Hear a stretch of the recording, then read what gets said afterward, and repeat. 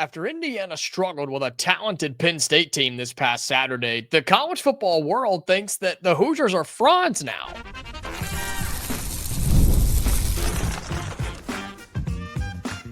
You are Locked On Hoosiers, your daily podcast on the Indiana Hoosiers. Part of the Locked On Podcast Network, your team every day. Welcome, and it is the Locked On Hoosiers podcast. I'm your man, Jacob Goins. I appreciate you being here, making this your first listen or your first watch every single day. We are part of the Locked On Podcast Network, which is your team every day, and now the #1 sports podcasting network. Thank you so much for making Locked On Hoosiers your go-to spot for all things Indiana athletics. Well, we have a lot to go over on today's show. Our buddy ZACH SEYKO of Locked On NITTANY LIONS joins us as he does every single week to talk all things Big Ten about how the Hoosiers apparently are frauds, according to the college football world, where the latest is on the Penn State head coaching search and our Week 12 picks. All that coming up here on today's episode of Locked On Hoosiers. Enjoy. After a mediocre performance against Penn State, is Indiana fraudulent? People outside of Bloomington, Zach, are saying they are. I'm a little worried about the Hoosiers, but you have a better perspective than anybody since Penn State's the one that almost pulled off the upset. Is Indiana a fraud, or was this just a good game by the Nittany Lions? I don't think Indiana's fraudulent. I still think Penn State was, these are, I like what, guys like Josh Pate said about it. That at Penn State, they look like a 3-6 team, but they're not actually a 3-6 team.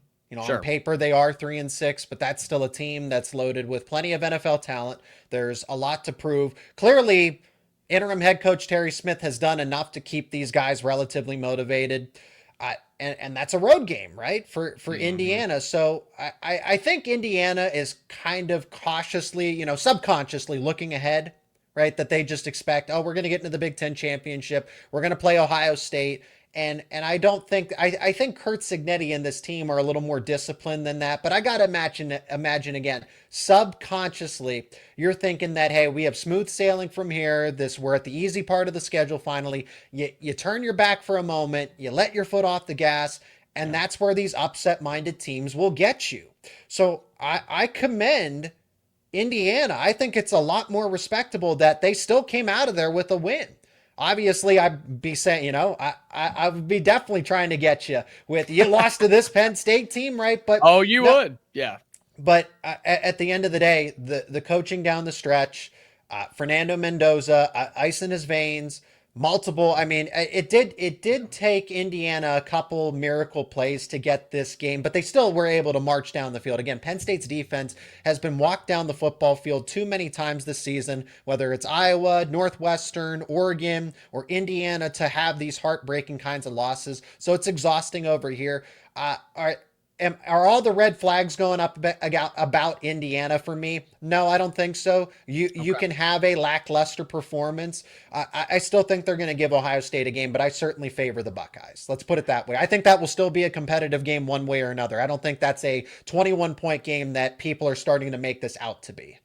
Yeah, I've looked for an updated spread on that potential Big Ten championship game. It came out at 3.5 a week or so ago, but I'm sure that the hypothetical number has jumped since Indiana's lackluster performance against Penn State. And look, here's the thing, right?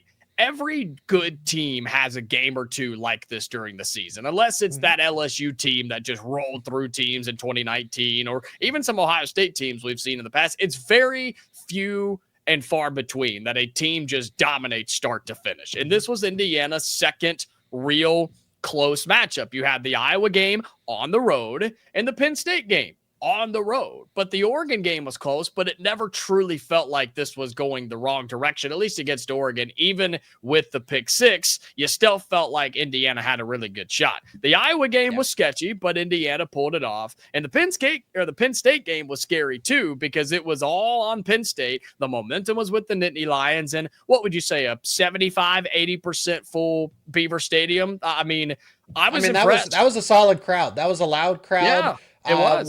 Was it the same kind of energy that it was with Oregon in the whiteout, or just another type of high stakes home game?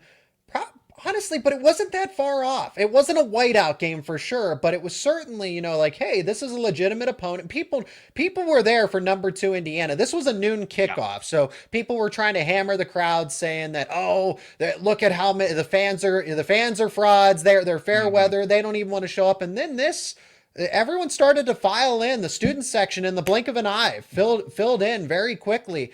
And that crowd was loud down the stretch. They gave ovations for interim head coach Terry Smith. So the Penn State fans are the disconnect was between Penn State fans and James Franklin, not this Penn State football team and the players, because the players were trying to hype up the crowd. The crowd was responding accordingly. But I know that everybody is exhausted after one heartbreaking loss after another. I mean, they're up to how many one-score buzzer beater losses like this? I'll also add that Penn State is progressive, right? It's a new system in place, new quarterback, and then against a top 5 Iowa defense on the road, number 1 defense against Ohio State on the road.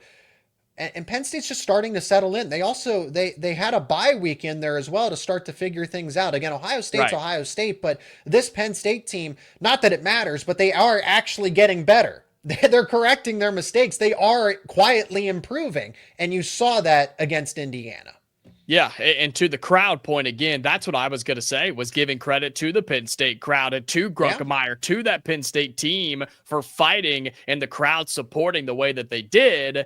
But Indiana still finding a way to get it done. Did it take Fernando Mendoza's Heisman moment to do it? Yeah, probably. Did it take Omar Cooper and Elijah Surratt, or not Surratt, but Omar Cooper with one of the greatest catches we've ever seen? Yeah, it absolutely did. And guys like E.J. Williams and those types of guys stepping up. Riley Nowakowski, the tight end. I mean, all these guys making plays for Indiana to come back and win this? Yeah, but this is the Big Ten. This is P4 football. It's not supposed to be 40 and 50-point blowouts every single week. And if that Penn State team had been a top 5 team like we thought they were supposed to, they very easily could have won that game, but Indiana found a way to get it done. So I know there's a lot of people saying, oh, Penn State gave them a run for their money. Maybe Indiana's not as good as we think they are. I still think the Hoosiers are one of the best teams in college football, but I am concerned about how they compete with Ohio State right now. I'll just be honest. I just think that Penn State's not as bad as everyone might make them out to be. People forget Penn State's got talent, dude. That's what I was trying to tell people. Yeah, they're all over the place. And again, you're getting a former top 10 quarterback recruit that is just quietly getting better. Not everybody's going to pay attention to that. Again, I see that going to practice. I see that watching every single play of every single game because I have to. Yeah. It is my job. But I see the tangible progress of an ETHAN GRUNKEMEYER, a former top 10 quarterback who I'm not opposed to being Penn State's starter next year. Again, given the situation, depending on the coaching staff. But if you say, hey, we're going to go with year 3 ETHAN GRUNKEMEYER as our guy, okay, I'm not going to bat an eye at that. I am totally fine with Grunk because I see the upside. I see things that honestly Drew Aller didn't even have. Comfortability in the pocket. You saw it. Who's this? You probably sat back and said, hey, this guy looks better than Aller at times. That's kind of the conversation we're having now, is that Grunk just looks calm, cool, and collected. Like he's got nothing to lose. Yeah. And it's starting again. It's just you caught Penn State at a turning point where it just started to come together. The changes, again, this has been a 1-month thing since James Franklin's been fired. All the different playbook changes, all of the different route concepts, the different personnel groupings, that takes time. So now you're catching Penn State when they get a wave of momentum with these changes finally starting to click. So Penn State's just better than they're advertised. Again, I think Ohio State is the clear-cut favorite, but I am not here to say that Indiana's going to get blown out in Indianapolis in a few weeks. I don't think that at all. I still think that's a close game where Curt, Cignetti, and Ryan Day, I am eager for that chess match. Well, while we're on the topic of Penn State Nittany Lion football, there's a new candidate, maybe a new leader in the clubhouse for the Nittany Lions on who could be the next head coach in Happy Valley. We talk about that coming up next on this Locked On Crossover. Today's episode of Locked On Hoosiers is brought to you by Game Time. College football is here, and I could not be more excited. The tailgates, the rivalries, the energy in the stands. There really is nothing like it. But let's be real. actually getting tickets can feel like more of a battle than the game itself. Endless queues, hidden fees, prices jumping at checkout. That's why I use Game Time, the app that gives the advantage back to you, the fans. It's the easiest way to score last minute tickets at the best prices with no surprise fees. What you see is what you pay. I pulled up Game Time, and all the biggest games, all the biggest events, you can find amazing deals as low as $25 for some of those college football games that you want to go to. And they really do mean it. The price you see is the price you pay. No hidden fees, no jumping at checkout, none of that. What you see is what you're going to pay at checkout, okay? So take the guesswork out of buying college football tickets with Game Time. Download the Game Time app, create an account, and use the code LOCKEDONCollege for $20 off your first purchase. Terms apply. LOCKEDONCOLLEGE for $20 off. Swipe, tap, ticket, go. Download Game Time today. As Penn State continues to look for its next head coach, Zach, you told me there may be someone now in the lead, a name that we floated around, but someone who has surged to the top. What can you tell us about Eli Drinkwitz? That's right, the Missouri head coach who might just be the next head man in Happy Valley. Is that what you want? Is that what the fans want? I mean, give me the overall feelings about Eli Drinkwitz possibly being the guy there at Happy Valley.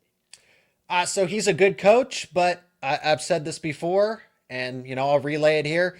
He's not Penn State's best option. He might be Penn State's most realistic option, but that doesn't mean that he's the best. When I look at it this way, again, I had a source. Again, this is where things stand, and this is such a fluid situation. Yeah. But as Missouri starts to, they seem all but out of the college football playoff race. Yeah. The guys that Penn State was targeting and were swinging for the fences for, Mike Elko and Kalen DeBoer, those guys are going to be in a college football playoff race. You're going to have to wait all the way till January. Are you willing to do that? And are you willing to do that to go into a bidding war with both Alabama and Texas A&M? Or the fact that they just might say no at the end of the day. You might not even get into a bidding war. But the fact that there might be a no made for whatever reason, I don't know if Penn State wants to take that risk. I think I'm kind of okay with it with a Kalen DeBoer or a Mike Elko, given transfer portal. Hey, the coach leaves, everybody will follow, or most people. I'm not going to say everybody, but a lot of players would follow. You could correct your issues through the transfer portal. With that being said, it seems like Penn State's not going to go in that direction, that you're going to go with a Drinkwitz. I would say that Jeff Brohm is still there. Alex Golish of South Florida. Yep. Alex Golish of South Florida. BRIAN HARTLINE, still someone in the mix. But again, he's going to be in the playoffs. So again, do you want to wait for him? And he's not a head coach. So then he doesn't open up the transfer portal by joining a different team. Because that's the head coach triggers that transfer portal window when they leave for another program. Right. Yeah. So the college football playoff complicates a lot of things along with this timeline. So Penn State knows that. Here's the thing with Drinkwitz, though. My preference, given the most realistic options, obviously I want Elko. I've said that a dozen times. Everybody knows that. Since the beginning. Yep, that's right. But then you might as well go with Jeff Brohm, because if this hire was framed as, well, we want to win national titles. We made this move because we think we're a national title contender year in and year out. Does Eli Drinkwitz do that for Penn State? No, I don't think he does. And I've compared him to James Franklin, where in regard to you go to a middling SEC program, a team they're not a powerhouse in the SEC, but you build them up for a few years. James Franklin did that at Vanderbilt. Drinkwitz has done that at Missouri, but he's not winning big games. And at least Franklin had connections because he's from Pennsylvania. At least he's a Pennsylvania guy. Drinkwitz doesn't have any connections in the Northeast, the Mid-Atlantic. He's an Oklahoma guy. He spent most of his time in the Southeast as a head coach. So this hire potentially, again, I'm not saying it's a done deal. I just know that my source told me that this is your leading candidate and it is likelier to happen. I would go with Jeff Brohm if it's between the two of them, because then you get a guy that knows how to win big games. And that's something Penn State hasn't had for a decade plus. James Franklin could never win the big game. You kind of have that same situation with Drinkwitz. Brohm can. He was 3-1 against top 5 teams at Purdue. Go with Brohm because he gives you something different. I don't know that Drinkwitz gives you something that drastically different. Well, I look at Eli Drinkwitz, and I've got his records pulled up here. In his 6 years at Missouri, including the current season that we're in, 5-5 in year 1, 6-7 year 2, 6-7 year 3. I remember going into the 23 season, I don't know if he was technically on the hot seat, but his name was being thrown around as possibly being on the hot seat because in today's era of college football, you get about 3 years. That's about it nowadays. And they expect you to compete even at a place like Missouri. But then boom, it caught fire. 11-2, 10-3. So you're telling me, and I'm just kind of playing devil's advocate here, you're telling me that a guy who wins 11 and 10 games at Missouri couldn't take the next step up at Penn State? I mean, I know you're not looking for 11-10 wins. You're looking for national championship. That wasn't good enough for James Franklin. Yeah, but if you're doing it at Missouri, could you not take the step up at Penn State? Is that not the next level, the extra oomph that you need to win a title? I don't know. I don't think so, but maybe so.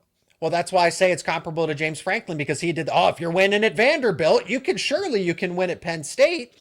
That's That's the idea. You were 9-3 at Vanderbilt.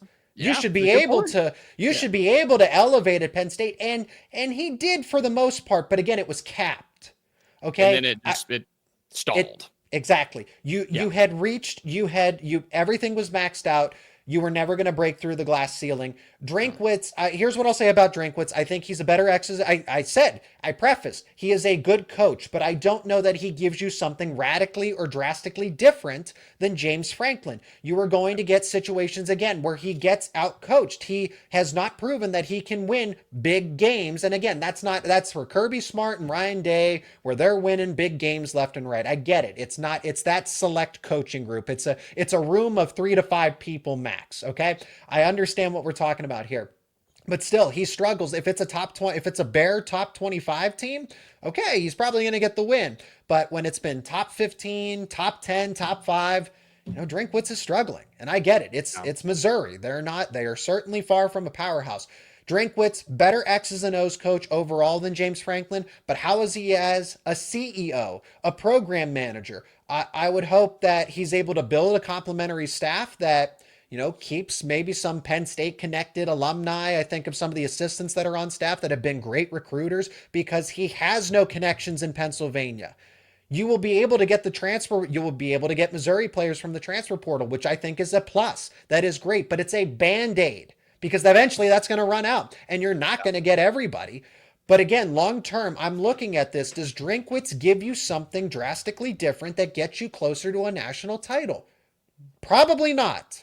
It is safe to say probably not. So therefore, when we put it down as yes or no, it's one way or the other, it's a no for me.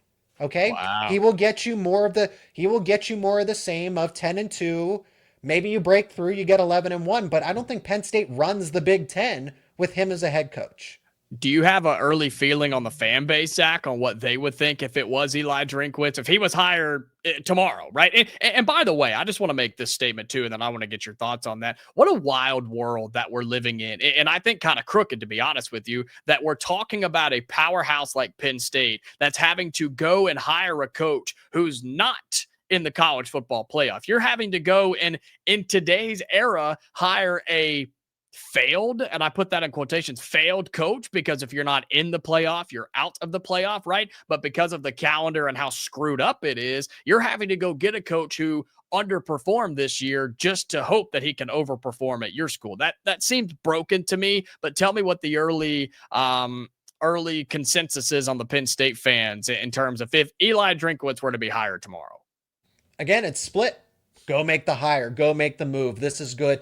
You're basically getting an even split of all 3 categories that I've kind of laid out here. There are people that say that, yes, this is the hire that I've wanted all along. You get people that are middle of the road that, well, like me, that say, hey, this was framed as we want to win titles. It doesn't it's a good hire, but does it get us closer to that bar? It doesn't. And then you get people that say, no, absolutely not. I want somebody else. I want John Gruden, stuff like that. They either, yes, it's not, you do have more people that are saying like, it's okay. I'm willing to go with him. But again, what upside does he offer? That's the thing. I don't know that Drinkwitz, because you need upside to win titles. Because then you'd stay with James Franklin. Again, this hire was supposed to be about doing something that was different from James Franklin. What does this hire do that is different than hypothetical hire that is different than James Franklin? Jeff Brohm gives you something different. BRIAN HARTLINE gives you something different. I think even Alex Golesh would give you something different because he's just such an offensive guru that, and he's been, I know, oh, group 5, group of 6, what has he proven there? Okay, but he still has more upside than Drinkwitz. Again, Mike Elko and Kalen DeBoer are odd for obvious reasons, but since they're unrealistic, out of those remaining candidates, I would put them all above Drinkwitz. Again, a good hire with the hope, but I don't want to rely on hope that he'll be magically elevated by Penn State. Again, there's more working against him in the first part of his hypothetical tenure than anything else. So it probably doesn't, if from Indiana's perspective, it probably doesn't scare you. We had this conversation where I would not like from your perspective, you're saying, I don't want BRIAN HARTLINE as Penn State's next head coach. You say you see Eli Drinkwitz and you're like, okay, good luck. Yeah. I don't think it bothers me at all. Eli Drinkwitz at Happy Valley, not so much. BRIAN HARTLINE, though, like I mentioned, and you said too, yeah, that scares the crap out of me. Yeah. Well, while we're talking Penn State and Indiana, both are in action this weekend. We talk about those two teams and all the other Big Ten teams going on as we make our Week 12 picks right after this here on this Locked On Crossover. Today's episode of Locked On Hoosiers is brought to you by FanDuel. The NBA is back, and there's no better place to get in on the action than FanDuel, the official sports betting partner of the NBA. Even if you missed the start of the game or you want to ride the hot hand, FanDuel has live bets on everything from who will score the next bucket to fourth quarter comebacks. Plus, you can even combine your live bets with a same-game parlay for a shot at a bigger payout. So any of those weeknight NBA games, maybe it's a Saturday college basketball game, we're starting to trickle some of that back in there as well. You can do all of that with FanDuel. It keeps every game exciting, especially when your team's making that late push. Right now, FanDuel is giving new customers $300 in bonus bets when your first $5 bet wins. So head to FanDuel.com to sign up and play your game with FanDuel, the official sports betting partner of the NBA. All right, final segment on this Locked On Crossover. He is Zach Seyko of Locked On Nittany Lions. I'm Jacob Goins of Locked On Hoosiers. And the way we end this show every single week is making our picks around the Big Ten. And here we are in Week 12. We're already over a week into the month of November, and some interesting games on the docket this week. A much fuller slate than what we've had the past couple of weeks, Zach. So let's run through these really quickly. A Friday night game as Minnesota hops on a plane and heads out to Eugene to take on the Ducks, who are off a scary but good win against Iowa. Oregon favored by over 3 touchdowns. Is there any way PJ Fleck could pull off an upset here? See, now there might be a little bit of rain. This is a letdown spot, right? You know, Oregon's going up from, that was an intense Iowa crowd. I think Iowa gave them everything that they could handle. I like that game a lot. I enjoyed watching that one. So I see that as a potential letdown spot for Oregon, but Minnesota's just not that good. Oregon should have no issues. I just don't know how Minnesota scores. This could be something like a 31-35 to nothing shutout. Oregon very well might shut out Minnesota. Yeah, I like this as a get-right game for Oregon. I don't think I'm touching 24 points, if that's what it is by the time this thing kicks off. It is, as us talking about it right now. But, yeah, I like Oregon in a very big get-right game here on a Friday night. Lots of games on Saturday, though. We start with my Indiana Hoosiers as they host Wisconsin for the last home game of the year and probably the last one of the season in general, not just the regular season, but Indiana, at least right now, not on pace to be hosting a college football playoff game. They should be a top 4 seed, so they get the first round bye, which is just fantastic to think about. So should be the final home game of the season. Wisconsin comes to town. They're hot. Don't let Wisconsin get hot. They're on their first Big Ten win of the season. I'm not touching Indiana by almost 30 points in this one, but I do like Indiana to win. Trying to get healthy here. Would love for this to be out of hand for Indiana's favor by halfway through the third quarter. Pull Fernando Mendoza, pull some of those offensive linemen, trying to get those guys healthy, including Drew Evans this week, and maybe some of your defenders as well, and Elijah Surratt. I like Indiana to win going away and trying to pull some of those starters by the fourth quarter, Zach. Yeah, I mean, Wisconsin, they put the clamps on a Washington offense that just, Roman, I saw that live stream of his. So, hey, I can relate, Brutal. man. Just disappointing losses that you're not expecting. So I know how it feels from the Penn State side of things. But yeah, that's a lot of points for a Wisconsin team that they have certainty. Luke Fickell's coming back. You have some optimism for the future. I think that's what Wisconsin is going off of here. That there's no what if. They at least have something to bank on for the future. So I like a Wisconsin team that's going to be competitive down the stretch. 30 points is too much for me. Could this be a 3-score game? Yes, but Wisconsin within 30 or within 28, if this line continues to move, absolutely, but they're not going to score. It's going to be about holding Indiana's offense relatively in check. But yeah, Indiana should be able to win by multiple scores, but I will take Wisconsin to cover. I do have to admit that my preseason hot take was incorrect. I have been on the hill since the summer that Luke Fickell would not be coaching in this game for Wisconsin, but for whatever reason, they decided to extend him. They just don't want to pay him. They don't want to pay him to leave, and they don't want to get in this coach. They don't want to get in the coaching carousel. No, I don't blame them.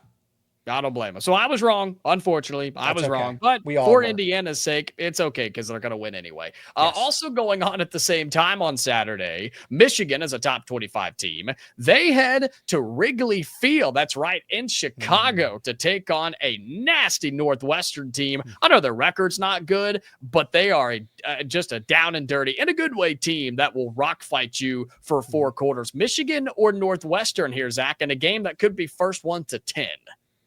Yeah, right. Well, in Northwestern's case, I mean, Michigan's a scrappy team, right? That's a run-first team. Seems to be a run-only team since they don't trust their freshman prodigy quarterback Bryce Underwood to throw the football. But crazy. Again, freshmen, younger players, underclassmen get better with that bye week. So Michigan having that bye, I think, is going to help them a lot. So with Michigan coming off of the bye, they should have no issues with Northwestern. Just doesn't have upside. They can't. If Michigan gets ahead, they're going to continue to play with the lead. There's no way for Northwestern to come back. So I think 11.5 points is light. I could see this being a 2-3 touchdown type of game for the Wolverines. Wow. See, I have Northwestern to cover. If this is a double-digit spread by kickoff, I like Northwestern to keep it close because they both play the same style of football. Okay. I just think Michigan plays it better.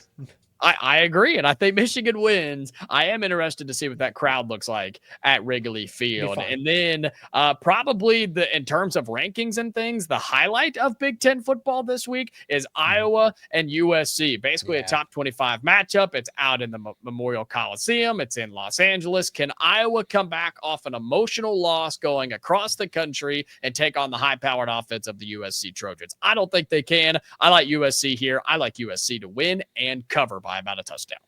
Hey, USC is fighting for a college football playoff spot right there. They are right there. One loss in conference, right? So they have a chance to maybe go after a Big Ten championship appearance if Indiana is not too careful, right? So they got that. So, but USC has something to play for here, whether it's an appearance in a Big Ten championship. Iowa really outside looking in. So, and again, that's a letdown spot for them too, to lose like that to Oregon, to get walked down the field and you lose at home. Again, I can relate as the Penn State podcast host. I saw it too. So, and that follow-up game, when you have to fly across the country like that, does not do you any favors. Give me USC to win comfortably, cover that spread. And speaking of your Nittany Lions, they head up to East Lansing this weekend. Same time at 3:30 kick. Sure. Yeah. 2 teams. Land-grant trophy. Well, Land-grant trophy. Yeah, sure. Something has to give here, Zach Seyko, because one team in this game will pick up their first Big Ten win of the season. Is it Penn State or is it Michigan State? Battle of the States, baby, where Penn State is favored by about a touchdown as we look at it right now. Give us your analysis, my friend. Yeah, and I've been talking about it already with Matt Sheehan. He's the host of Locked On Spartans, so we already kind of have a good idea of this game. Yeah, he's a great host. This is a game where I think Penn State's offense is going to explode, right? I think at a minimum, they're going to get 30 points in this game. I can guarantee you at least 30 points for Penn State, but I do worry again. Another demoralizing loss where you should have won. You should have upset Indiana. Again, coulda, shoulda, woulda, but you didn't. Those stack up. So how much mental fortitude does Penn State have?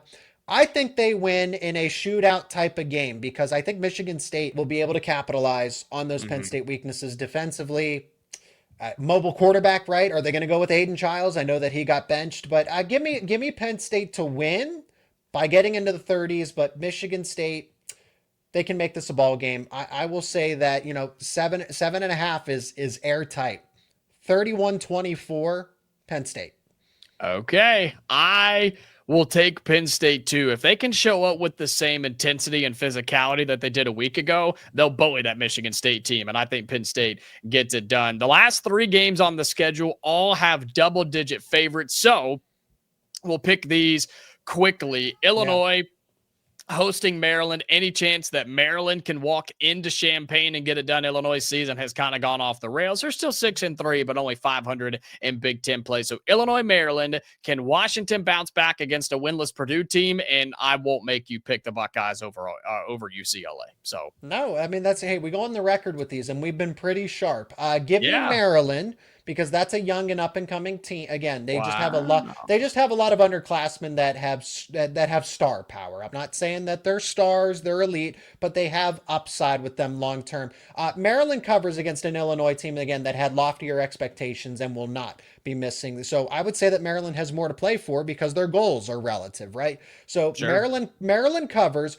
Washington might be in a letdown spot here. Again, Purdue is nothing to. I just like. How about points? You know, give me points. Even though Purdue's going to travel, just neither of those teams play good defense, and Washington needs a get right game after Wisconsin held them in check offensively. So points, but I will side with Purdue since that's just a letdown spot overall.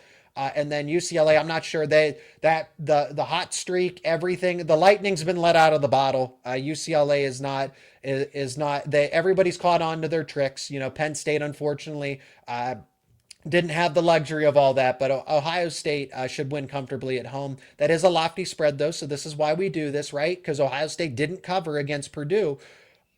I could see a similar situation where 31 points is just a lot, but still winning by 4 touchdowns when the season's right in front of you. Kind of the same thing. Rest your starters, win the game comfortably, make a statement. But, you know, what's the difference between a 24-point victory and a 31-point victory in the minds of Ohio State? Yeah, I think it's because their 3rd and 4th string guys are better than anything that UCLA could put on the field. So I like Ohio State to win. I like them to cover 31.5. Why? Night game at the shoe. Why not? They'll show off and they'll show out. I like Washington to cover 16, 17 points here. I just think they need a breakout game. I've been waiting for it for a Washington offense that honestly has disappointed me this year. They've gone up against some good defenses, but they have disappointed me with the playmakers that they have. And then I like your Maryland pick. I like your Maryland to cover pick. I'll take Illinois to win at home, but I like Maryland to cover on the road if it's still around 2 touchdowns or even a little bit more. So those are our week 12 picks around the Big Ten. We do this every single week, highlighting the biggest news stories around the conference, making our picks, and also giving you a little insight on the Indiana Hoosiers and the Nittany Lions as well. I'm Jacob Goins, host of Locked On Hoosiers. He is Zach Seyko, host of Locked On Nittany Lions. Be sure you subscribe to our YouTube channels. However you found us, we want you to be a part of our daily shows talking all things Hoosiers and Nittany Lions. And if you're listening on audio, or if you want to listen on audio, you can find us there too. Spotify, Amazon, Apple. Follow us, turn on those notifications because we post shows every single day. We'll do this again next week, Mr. Seyko. And for all of our Nittany Lions and Hoosiers fans, we appreciate you. Stay safe, and we'll talk to you later.